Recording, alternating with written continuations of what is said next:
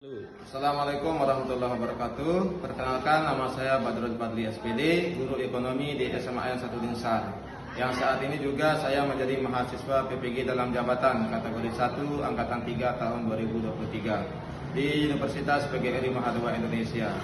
Pada hari ini, Senin 4 Maret 2024, saya akan membuat video praktek pembelajaran untuk memenuhi syarat uji kinerja PPG dalam jabatan dengan materi permintaan, penawaran, dan keseimbangan pasar di kelas 10 IPS 5 di SMA 1 Linsar. Marilah kita simak video saya ini dan selamat menyaksikan. Assalamualaikum warahmatullahi wabarakatuh. Beri salam.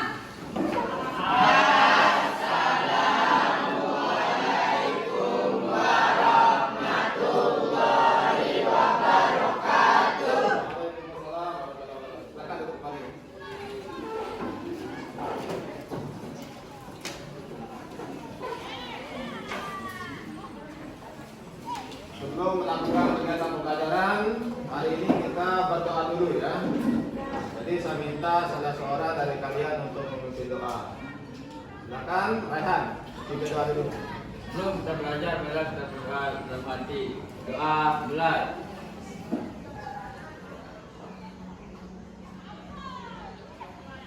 Doa selesai.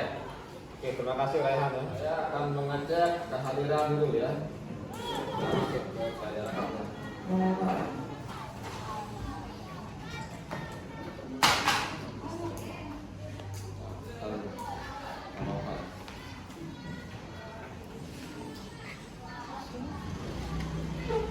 Bukti Ali Sofia. Adelia Hartati. Ainuna. Ahmad Saka. Almadeli. Azwar Abdurrahman. Baik Nabita. Kita kasih. Damar Hermawan. Dia Hermawan. Kristian Nanda. Maisa. Para Eka Rahayu. Airunisa. Alipia. Gilia. Sudah sehat Gilia ya? Alhamdulillah. Kaisa. Lak Aisa. Ini Adnan. Nah, masuk. Ada suratnya? Muhammad Rizki. Muhammad Mulyadi. Nabila. Purnama Akbar. Akbar. Putri Dia Lestari. Baiklah. Amalani Sapitri. Mana dia Fitri? Ada juga sakit juga ya. Diana Julia Stuti. Uki Dwi Septiawan.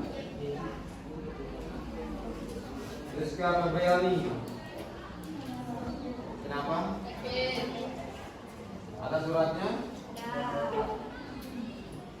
Risma Putih Hartini. Saddam Hussein. Salman Al-Farisi. Sima Zaki. Tadi saya cek kapsennya karena nikah orang temanmu yang tidak masuk karena sakit ya. Kita doakan semoga teman-temanmu yang sakit itu segera diberikan kesembuhan ya. Semoga bisa beraktivitas kembali di sekolah, belajar seperti biasa, bergabung dengan kalian. Jadi setelah kedua kelasnya, suratnya sudah ada. Sesuai dengan kesepakatan kelas, tiap yang tidak masuk sekolah itu harus mengirimkan surat keterangan. Maka apakah dia sakitkah atau izin karena ada acara keluarga dan sebagainya. Tapi syukur tadi itu sudah ada surat keterangannya karena mereka sakit ya. Mudah-mudahan segera diberikan. Hari ini kita melanjutkan kegiatan pelajaran kita ya. Masih terkait mengenai materi pelajaran kita yang kemarin, yaitu tentang kemarin minggu lalu kita belajar tentang interaksi antar pelaku ekonomi. Masih ingat pelaku ekonomi? Ada berapa kemarin? Ada 4. Yang pertama ada rumah tangga produsen, ada konsumen, ada pemerintah, ada masyarakat luar negeri. Ada 4. Jadi interaksi antar pelaku ekonomi. Kita ambil 2 saja misalkan. Antara produsen dengan konsumen. Hampir tiap hari kita melakukan interaksi seperti itu ya. Kita belanja. Nanti keluar istirahat misalkan, kamu pergi ke kantin untuk beli nasi. Terjadi interaksi antara rumah tangga produsen dengan rumah tangga konsumen. Kamu sebagai konsumen, ibu kantin itu sebagai produsen. Dari interaksi antara produsen dengan konsumen, kalian ini ada bisa kita tarik 3 konsep di sana. Konsep kegiatan yang pertama ada istilahnya konsep penawaran. Itu datang dari kantin. Ada istilahnya konsep permintaan. Itu datang dari kalian yang ingin belajar di sana. Yang ketiga ada istilahnya harga keseimbangan. Harga yang terbentuk dari proses transaksi tawar-menawar antara produsen dengan konsumen.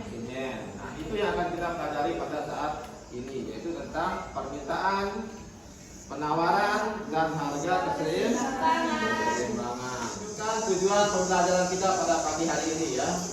Silakan lihat di slide di depan ya. Kita akan menunjukkan tujuan pembelajaran kita pada pagi hari ini. Tujuan pembelajaran kita pada pagi hari ini adalah yang pertama, siswa dapat memahami konsep permintaan. Di sana dia mencakup tentang definisi permintaan, hukum permintaan, jenis permintaan, ya, faktor-faktor yang mengaruhi permintaan dan sebagainya. Itu tujuan yang pertama yang akan kita targetkan pada pagi hari ini. Kemudian tujuan yang kedua,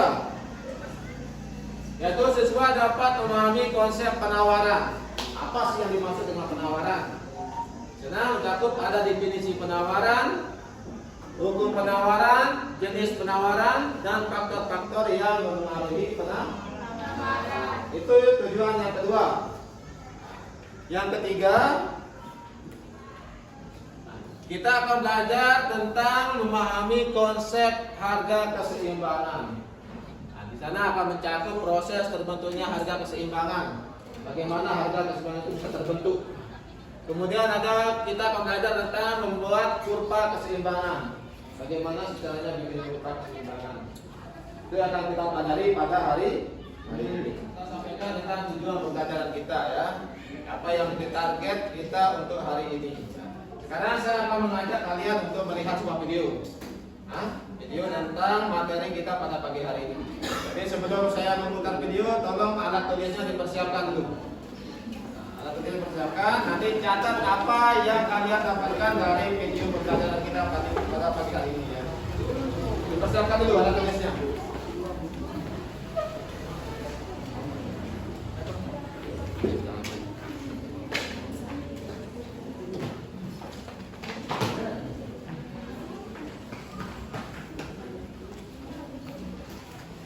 Sudah?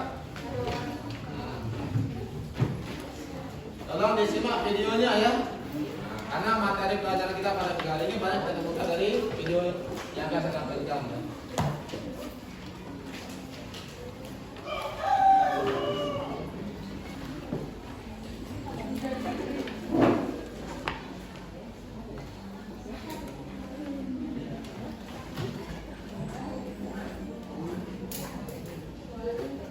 Bentar dulu. Sepertinya ada gangguan suara. Itu kabar ini. Semoga kalian semua dalam keadaan sehat ya.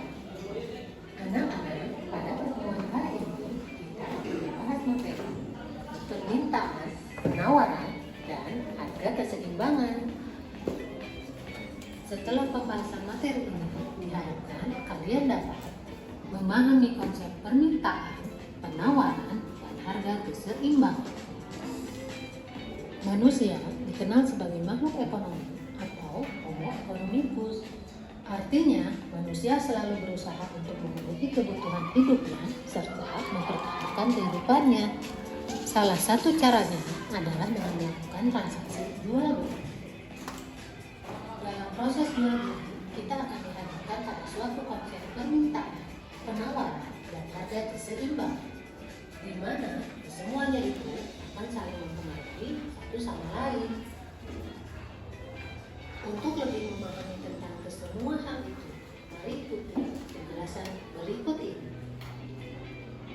Pernahkah kamu mengamati fenomena menarik berkaitan dengan harga sembako menjelang hari raya? Ya, ketika menjelang hari raya, harga-harga sembako melonjak tinggi. Tahukah kamu mengapa bisa terjadi demikian? Salah satu faktor penyebabnya adalah tingginya tingkat permintaan masyarakat terhadap sembako. Berdasarkan hal tersebut, dapat kita ketahui bahwa permintaan dapat mempengaruhi harga. Apa yang dimaksud dengan permintaan? Permintaan adalah jumlah barang yang diminta oleh konsumen pada tingkatan harga dan waktu tertentu. Permintaan akan barang dan jasa antara masing-masing orang tidaklah sama karena masing-masing memiliki kemampuan yang berbeda-beda. Apa saja faktor-faktor yang mempengaruhi permintaan? Yang pertama yaitu harga barang. Jika harga makin tinggi, maka permintaan akan makin rendah. Sebaliknya, jika harga barang rendah, maka permintaan akan barang tersebut semakin tinggi. Yang kedua, pendapatan masyarakat. Tingkat pendapatan atau penghasilan masyarakat sangat menentukan tinggi rendahnya permintaan akan barang dan jasa. Makin tinggi pendapatan seseorang, maka makin besar daya beli yang dia miliki. Akibatnya, permintaan akan barang dan jasa pun meningkat. Sebaliknya, orang yang berpenghasilan rendah, daya beli pun rendah. Akibatnya, permintaan terhadap barang dan jasa menurun. Yang ketiga, selera masyarakat. Tinggi rendahnya selera masyarakat terhadap suatu barang akan berpengaruh terhadap permintaan barang tersebut. Jika selera masyarakat meningkat, maka permintaan pun meningkat pula. Demikian sebaliknya, selera masyarakat sering disebut sebagai moda. Selanjutnya, ada kualitas barang. Pada umumnya, orang menghendaki barang yang berkualitas baik.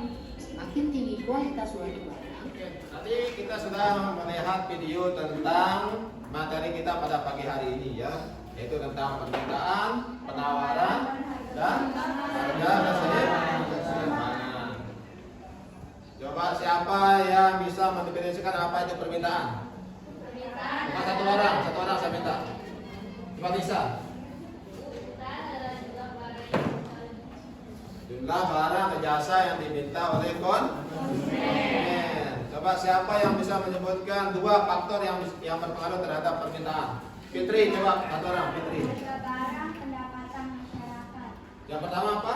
Harga barang, Yang kedua, pendapatan masyarakat. harga barang dan pendapatan masyarakat. Benar tidak harga barang itu berpengaruh terhadap permintaan kita sebagai konsumen? Nah, ketika harga barang itu mahal atau meningkat, permintaan kita naik atau turun? Ketika harga barang mahal, sedikit kita beli. Pun sebaliknya, ketika harga barang itu murah atau turun, maka permintaan akan naik. Ketika ada diskon, misalkan besar-besaran, jadi turun harga, banyak orang belanja kan? Banyak yang dibeli oleh konsumen karena harganya tuh turun. Yang kedua, misalkan ada pendapatan masyarakat. Makin banyak pendapatan masyarakat atau penghasilannya, otomatis permintaannya akan meningkat. Kemudian yang kedua, penawaran. Siapa yang bisa menjelaskan tentang penawaran? Ya. Nah, coba Una. Penawaran adalah jumlah barang dan jasa yang tersedia dan dapat dijual oleh pembeli. Penjualan. Nah, jumlah barang atau jasa yang tersedia dan dapat dijual oleh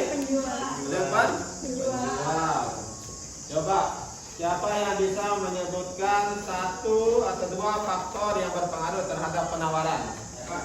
Nah, coba. Nah, yang pertama ada biaya produksi, yang kedua teknologi. Biaya produksi misalkan. Nah, kita sebagai produsen, ketika biaya produksi kita naik, otomatis output atau barang yang kita hasilkan itu banyak atau sedikit? Banyak atau sedikit? Sedikit. Karena biaya produksinya naik, otomatis barang yang dihasilkan juga akan sedikit. Berpengaruh biaya produksi terhadap jumlah barang yang akan kita tawarkan. Yang kedua disebutkan tadi oleh temanmu. Nah, adalah teknologi. Makin canggih teknologi yang kita gunakan untuk memproduksi, maka makin banyak outputnya kan? Barang yang dihasilkan, barang produksi yang bisa dihasilkan itu makin banyak, otomatis makin banyak pula barang yang akan kita tawarkan kepada konsumen. Kemudian yang ketiga ada istilahnya harga keseimbangan. Nah, tadi kita lihat dari video, harga keseimbangan tersebut terbentuk dari proses tawar-menawar antara penjual dan pembeli. Saya ambilkan ilustrasi gambaran ya, seperti ini ya.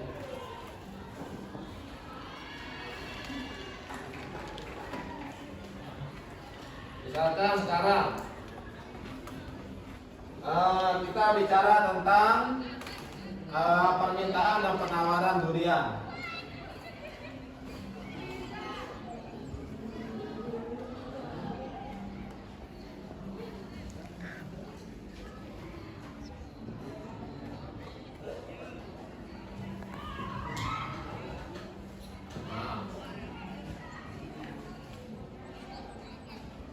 Harga atau price. Yang kedua jumlah permintaan.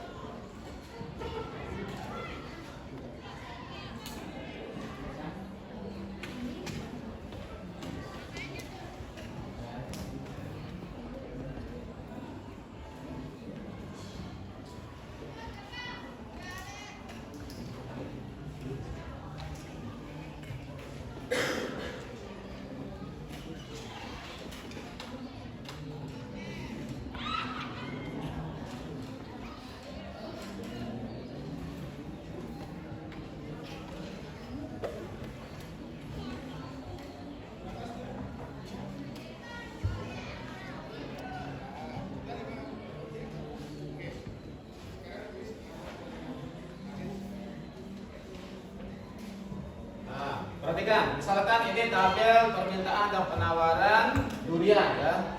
Nah, ini dalam bentuk unit yang biji.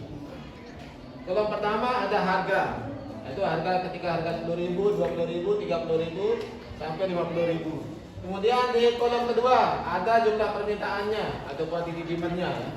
Itu ada 50 biji, 40, 30, 20 dan 10. Nah, ada kolom ketiga untuk penawarannya. Kita lihat bagaimana bentuk kurvanya ya. Nah, dari sini kita akan belajar nanti bagaimana harga keseimbangan itu terbentuk ya. Kita bikin kurvanya. Bikin kurva ada garis vertikal, ada garis horizontalnya ya. Yang vertikal ini untuk P-nya, price. Apa price? Harga. Kemudian yang horizontalnya ini adalah untuk Q. Apa Q? Nah, quantity atau jumlah barangnya ya. Jadi titik nolnya di sini. Ini untuk yang vertikal ini harga. Titik nolnya di sini, jadi semakin ke atas harga semakin naik. Berapa harga terendah? 10.000. Terus 20.000. 30.000. 40.000.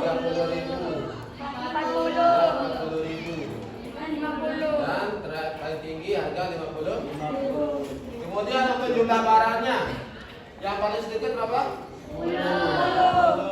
Terus 20, 30, 40, 50. Nah, kita lihat kurva permintaannya dulu. Ketika harga 10.000 permintaannya berapa?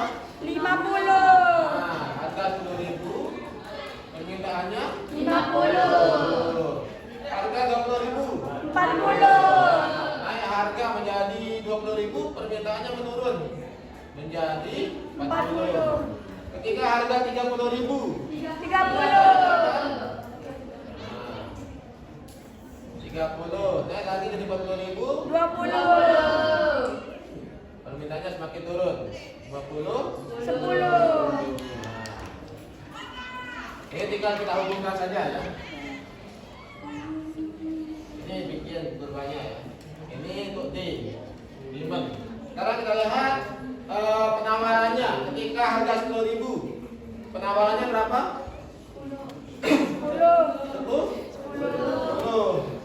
Ketika harga naik jadi 20.000 penawarannya berapa? 20, Kemudian harga 30.000 penawarannya berapa? 40 sini ya. Kemudian 40, harga 40.000 penawarannya berapa? 40, Nah, sini dia. Nah, harga 50.000 50, nah, penawarannya makin tinggi. Ini S Sablisa ya. Dari garis permintaan yang dari atas kiri atas ke kanan bawah. Nah, di sana ada juga garis penawarannya dari kiri bawah ke kanan. atas, Ketemu dia antara garis permintaan dan garis penawaran. Itu ternyata ketika harga berapa? 30.000. 30.000 kan? Ya. Dan jumlah barang berapa? 30, 30. Ini yang disebut dengan harga keseimbangan. Harga yang terbentuk atau harga yang disepakati oleh produsen dan konsumen. konsumen. Kita lihat di tabelnya, benar apa tidak? Ketika harga berapa? Harga 30, Harga 30. Jumlah permintaan dan penawarannya sama apa tidak? Ini kan? Di saat harga selain 30.000 tidak ketemu dia antara permintaan dengan penawaran, lihat harga 10.000 permintaannya 50 tapi penawarannya ya 10 dan seterusnya. Dia cuma ketemu antara ketika harga 30.000 dengan jumlah barang sebanyak 30 unit 30 biji ya. ya, Itulah proses terbentuknya harga keseimbangan. Oke, sekarang saya minta kalian untuk duduk bersama kelompoknya masing-masing ya. Kemarin kita udah bentuk kelompok kan? Nah, sekarang duduk dengan kelompoknya masing-masing. Silakan.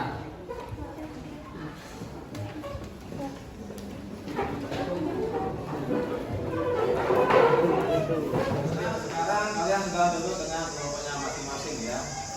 Cuma perlu dipahami. Sekarang kita akan belajar secara berkelompok. Tentunya dalam kegiatan berkelompok saya harapkan kolaborasi antar anggota kelompokku ya, kerjasama. Nanti silakan bagi-bagi tugasnya, supaya LKPD yang akan saya bagikan nanti bisa terselesaikan dalam waktu yang sesuai ya. Nah, dalam kegiatan belajar kelompok ada beberapa item penilaian dari guru. Nanti saya akan ini bentuk penilaian observasi yang akan saya lakukan. Nanti kelompok mana yang bagus kerja kelompoknya. Nanti ketika presentasi pun saya akan menilai mana yang bagus hasil diskusinya. Itu yang bagian dari yang akan saya nilai pada pagi hari ini. Jadi tolong nanti ketika mengerjakan soal atau tugas di LKPD silakan semua aktif, jangan sampai ada yang tidak bekerja. Silakan bagi-bagi tugasnya supaya LKPD yang akan kalian kerjakan nanti bisa terselesaikan dalam waktu yang sesuai ya. Oke, saya akan membagikan LKPD ya. Ini tugas kelompoknya. Mana kelompok 1? Ini kelompok 1. Kemudian kelompok 2. Nah, ini tugasmu ya. Kelompok 3. Nih, kita kasih. Ajak temanmu kerjasama ya. Kita kelompok 4. Dan kelompok 5. Silakan di LKPD tersebut tercantum nama kelompoknya. Kemudian nama anggotanya silakan ditulis dulu ya. Nama kelompok, kemudian nama anggotanya. Di sana ada tugas kelompokmu. Silakan dibaca dulu tugas kelompoknya. Mana yang tidak dipahami silakan ditanyakan ya. Nah, tulis dulu.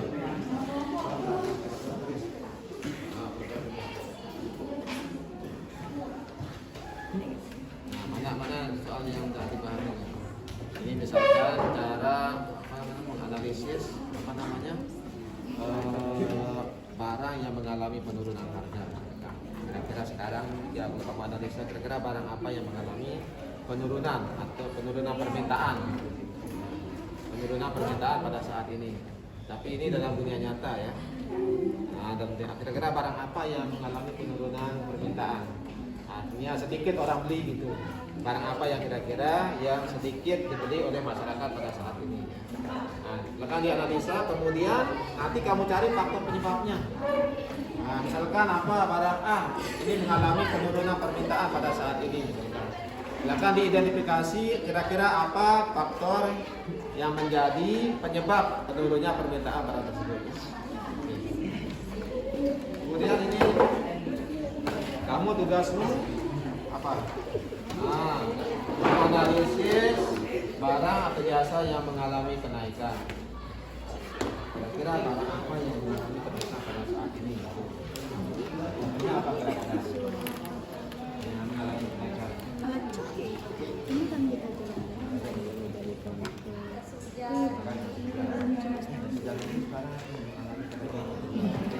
Kamu identifikasi sekarang apa kira-kira penyebab yang menyebabkan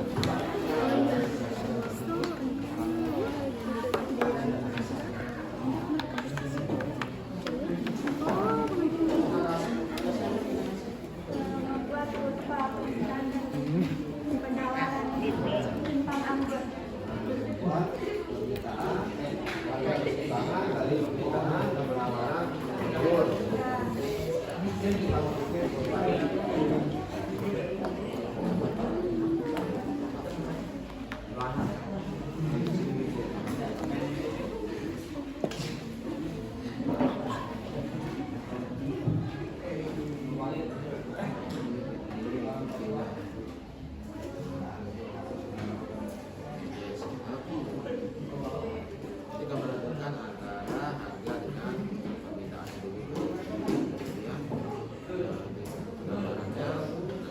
kamu bikin di kolom kurva yang sama, nanti akan ketemu dia di belakang dia tidak akan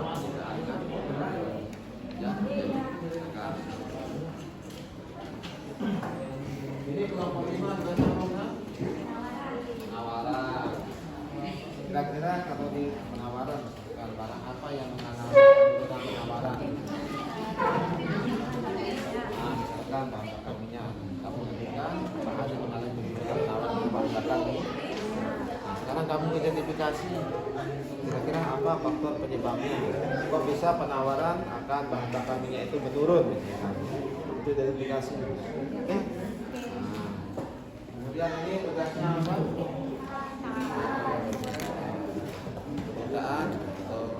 Permintaan yang menurun atau naik. Nah, kira-kira permintaan yang naik itu dalam dunia nyata sekarang ini apa? Nah, misalkan tomat ya. Nanti kamu identifikasi kira-kira faktor apa yang menyebabkan tomat itu kok Bisa naik. apa banyak yang dibeli maksudnya identifikasi penyebabnya ya. Oke, siap. Sekarang waktunya kita untuk presentasi ya. Nah, silakan kelompok 1 untuk mempresentasikan hasil diskusi kelompoknya yang tadi. Silakan.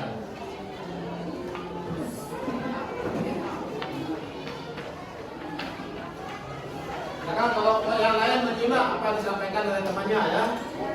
Nanti kalau ada yang tidak jelas, silakan ditanyakan kepada kelompok yang Ini dari kelompok 1 ingin mempresentasikan hasil diskusi kelompok 1. Salah satu barang yang memiliki kenaikan permintaan saat ini salah satunya adalah jas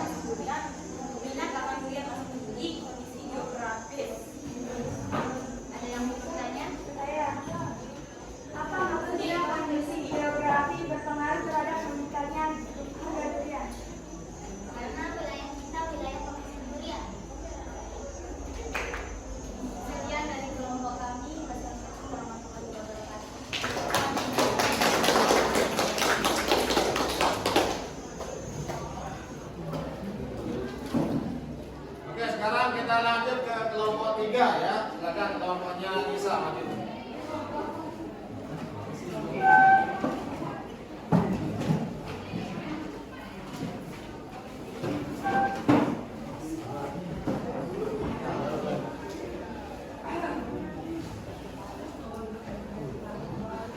Assalamualaikum warahmatullahi wabarakatuh.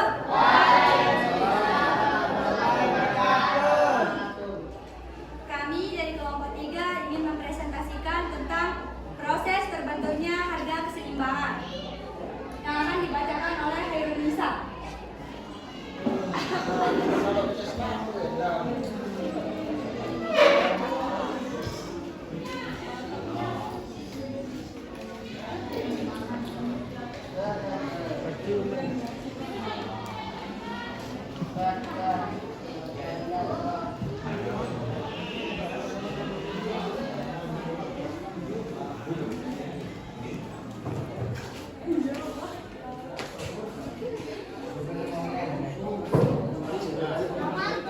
Oleh kelompok 3 tentang bagaimana proses terbentuknya harga keseimbangannya. Kita kasih aplaus untuk kelompok 3 ya. Silakan duduk kembali. Kasih. Oke, tadi alhamdulillah semua kelompok sudah mempresentasikan hasil diskusinya ya. Nah, sekarang kita menyimpulkan dari pelajaran kita pada pagi hari ini. Yang pertama tentang permintaan. Apa permintaan? Jumlah barang yang diminta oleh konsumen. Jumlah barang yang diminta oleh konsumen. Nah, faktor-faktornya tadi kita diskusikan. Ada harga barang, kemudian ada pendapatan masyarakat dan seterusnya ya. Kemudian penawaran. Apa penawaran? Adalah jumlah barang dan jasa yang tersedia dan dapat dijual oleh Jumlah barang dan jasa yang tersedia dan siap untuk dijual oleh penjual. Yang ketiga tentang konsep harga keseimbangan. Apa harga keseimbangan? Harga keseimbangan adalah harga tawar menawar. Harga yang terbentuk dari proses tawar jual dan Pembeli. Itu adalah 3 konsep yang kita pelajari pada pagi hari ini tentang permintaan, penawaran, dan harga keseimbangan. Nah, sekarang saya akan mengevaluasi pembelajaran kita pada pagi hari ini. Saya akan melakukan evaluasi penilaian. Sekarang silakan HP-nya dipersiapkan karena kita akan melaksanakan data evaluasi menggunakan Google Form. Silakan dikeluarkan HP-nya ya. Dipersiapkan. Nah, saya akan membagikan linknya di grup kelas. Silakan buka di grup kelasnya ya. Di Google Form-nya.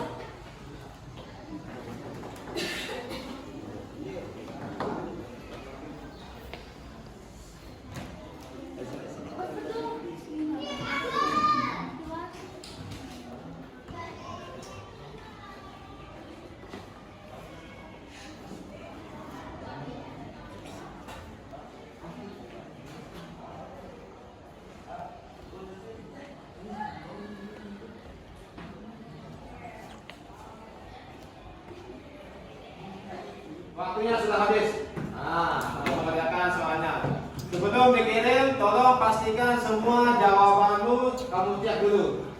Semua sudah terjawab apa tidak soalnya ya. Sebelum dikirim. Yang kedua, pastikan bahwa jawaban yang kamu klik itu kamu yakini benar. Ya. Sebelum dikirim, yang pertama pastikan semua terjawab. Yang kedua, pastikan juga bahwa jawaban yang kamu pilih itu adalah jawaban yang kamu yakini benar. Ya, silakan dikirim. Nanti akan muncul hasilnya di sana ya. Kamu bisa koreksi sendiri berapa jawaban yang kamu benar ya. Silakan dikirim ya. Oke, alhamdulillah pembelajaran kita pada pagi hari ini telah usai ya. Kita sudah belajar tentang permintaan, penawaran, dan harga keseimbangan. Termasuk juga kita sudah selesai melaksanakan kegiatan evaluasi. Tadi ada yang satu tes tak? Ada yang mendapatkan nilai di bawah 75? Nah, alhamdulillah. Oke, mungkin kalian malu ya. Silakan. Di apa namanya? Dikoreksi sendiri ya. Nah, oke, pelajaran kita hari ini sudah selesai. Namun saya mengingatkan kembali bahwa pelajaran kita pada minggu yang akan datang itu terkait masih ada kaitannya dengan materi kita pada pagi hari ini ya. Nah, materi kita pada minggu depan itu tentang elastisitas permintaan. Pernah dengar istilah elastis?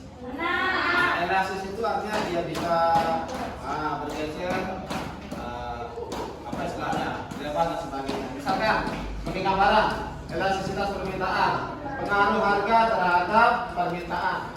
Ketika harga berubah 10% misalkan atau 100%, kira-kira pengaruhnya terhadap permintaan itu seberapa persen? Itu namanya elastisitas ya.